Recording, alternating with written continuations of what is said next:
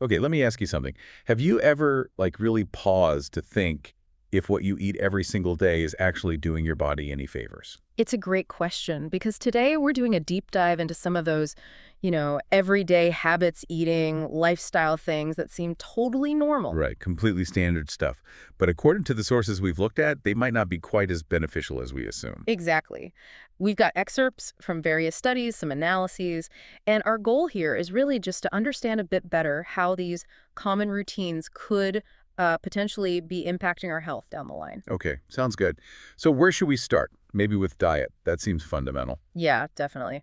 One thing that really stands out in the research is the stark contrast between, say, ancestral human diets, think nomadic, pre-agricultural, Hunter-gatherer style. precisely, compared to how many of us eat today. Yeah. No, lots of refined carbohydrates, often paired with animal protein at pretty much every meal. Like the classic sandwich or pasta with meat sauce, burger and fries, Mm, that kind of thing. Multiple times a day.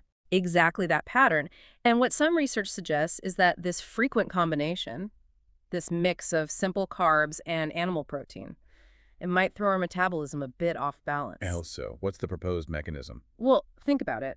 The body gets this rush of glucose from the simple carbs it has to process quickly, plus the heavier, slower digestion of the protein all at once, repeatedly. The idea is this could contribute to sort of low-grade chronic inflammation. Ah, inflammation. That word comes up a lot in health discussions. It does. And the concern raised in some of these sources is that chronic inflammation over the long term might increase the risk for certain diseases, including some types of cancer. Okay, that's definitely food for thought. Yeah. What else came up regarding diet? Well, another interesting point is milk consumption. Humans are pretty unique, right? We're the only species that drinks milk beyond infancy. And not just our own milk, but milk from entirely different species. Exactly. From an evolutionary standpoint, it's unusual. And digging deeper into dairy, specifically cheese, for example, some sources highlight a protein called casein A1. Casein A1. Okay, what's the issue there? There are some studies, and it's important to note it's an area of ongoing research that have suggested a potential association between casein A1 and an increased risk for certain cancers, like breast and prostate cancer. Hmm. And what about lactose-free products? Does that solve the potential issue? That's a crucial distinction. Lactose-free really just addresses the milk sugar lactose for people who can't digest it well. It doesn't necessarily remove other milk proteins like casein. Got it. So even if it's lactose-free, it might still contain components that could, according to these sources, affect gut health or cellular processes differently. That's the idea presented, yes. Yeah. It's about looking beyond just the lactose aspect. Okay, changing tack slightly, but still very relevant to lifestyle habits. Alcohol and tobacco. These are, pretty well-known factors. Absolutely. The evidence on smoking, for instance, is just overwhelming. It's a major, major cause of many cancers. No real debate there. And quitting is notoriously difficult. Extremely. Nicotine addiction is powerful, and then there's the whole ingrained habit aspect. Often, people really do need professional support to quit successfully. The sources strongly emphasize that. And then there's alcohol. It's so normalized in society, isn't it?